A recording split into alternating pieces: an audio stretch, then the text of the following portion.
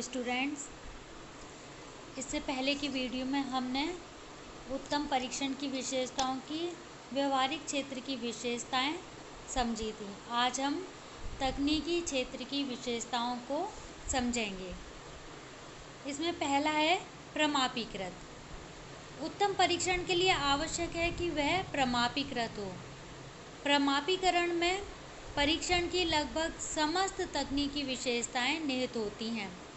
प्रमापीकृत करने के लिए परीक्षण को सभी प्रकार से उपयुक्त बनाया जाता है, जिससे परीक्षण में दिए जाने वाले प्रश्नों, निर्देशों, प्रशासन की विधियों, अंकन की प्रक्रियाओं को पूर्व में ही सुनिश्चित कर लिया जाता है। इसके बाद है वस्तुनिष्ठता। वस्तुनिष्ठता से तात्पर्य प्रश्नों के उत्तरों के अंक देते समय एक रूपता होने से लिया जाता है।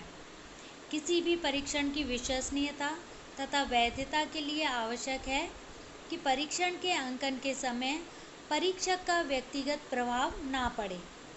परीक्षण में कोई प्रश्न सही है तो पूर्ण अंक तथा गलत है तो शून्य अंक दिए जाने की व्यवस्था होनी चाहिए। यही वस्तुनिष्ठता है। एक बार अंकन कुंजी का निर्माण होने के बाद ही कोई भी परीक्षक परीक्षण का अंकन करे, अंक समान ही प्रदान कर सकेगा। जो परीक्षण वस्तुनिष्ठता की विशेषता नहीं रखते हैं, वे विश्वसनीय तथा वैध नहीं हो सकते हैं।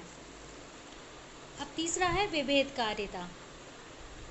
प्रतिभाशाली तथा मंदबुद्धि या होशियार तथा कमजोर शिक्षार्थियों में अंतर करने के लिए परीक्षण में विभेदकारिता की विशेषता होनी आवश्यक है।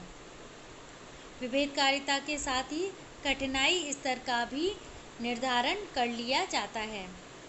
प्रश्न ऐसा होना चाहिए जिसका उत्तर योग्य यानी होशियार शिक्षार्थी तो दे सके, इसके अलावा कमजोर शिक्षार्थी भी दे सके।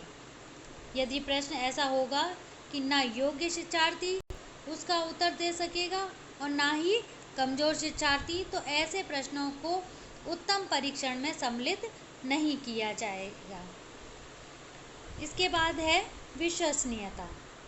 उत्तम परीक्षण के लिए आवश्यक है कि वह विश्वसनीय हो।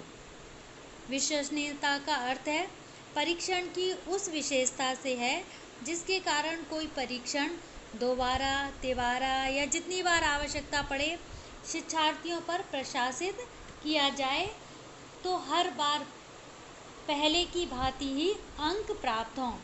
ऐसा ना हो कि पहली बार में प्रशासित करने पर 60 मार्क्स, दूसरी बार करने पर 40 मार्क्स और तीसरी बार करने पर 20 मार्क्स प्राप्त हों। ऐसा परीक्षण विश्वसनीय नहीं होगा। विश्वसनीय परीक्षण शिक्षार्थियों की उपलब्धि तथा स्तर का सही ज्ञान करवाता है। अतः परीक्षण में विश्वसनीयता की विशेषता लाने के लिए विश्वसनीयता ज्ञात करने की विभिन्न विधियों में से उपयुक्त विधि को अपना लेना चाहिए। इसके बाद हमारी विशेषता आती है वैधता। उत्तम परीक्षण की एक विशेषता है उसमें वैधता का होना। वैधता से तात्पर्य परीक्षण की इस विशेषता से है कि जिस योग्यता का अध्ययन या मापन करने के लिए परीक्षण का निर्माण किया जाता है, परीक्षण उसी योग्यता का अध्ययन या मापन करता है। गणित की निर्धारित योग्यता का मापन करने के लिए बना परीक्षण गणित की उस निर्धारित योग्यता का ही पूर्ण मापन करता है, तो वह वैध होगा। अब है मानक।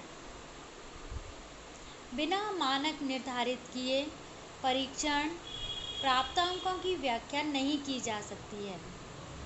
उत्तम परीक्षण के अंकन के साथ उसके मानक भी निर्धारित होते हैं।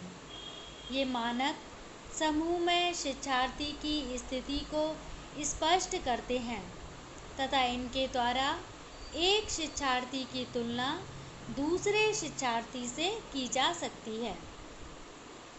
मानकों का निर्धारण प्रमापीकरण प्रक्रिया का ही एक भाग है, जिसके द्वारा शिक्षार्थी के योग्यता स्तर को तुरंत समझा जा सकता है।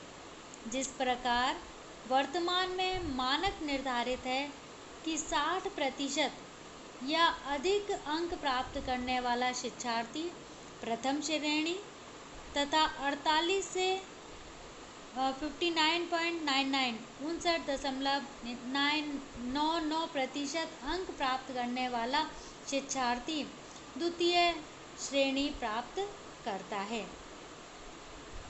तो आज हमने तकनीकी क्षेत्र की विशेषताओं को समझा।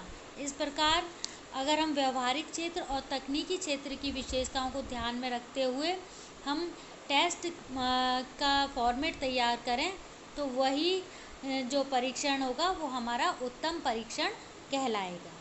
तो आज का हमारा ये टॉपिक पूरा हुआ। धन्यवाद।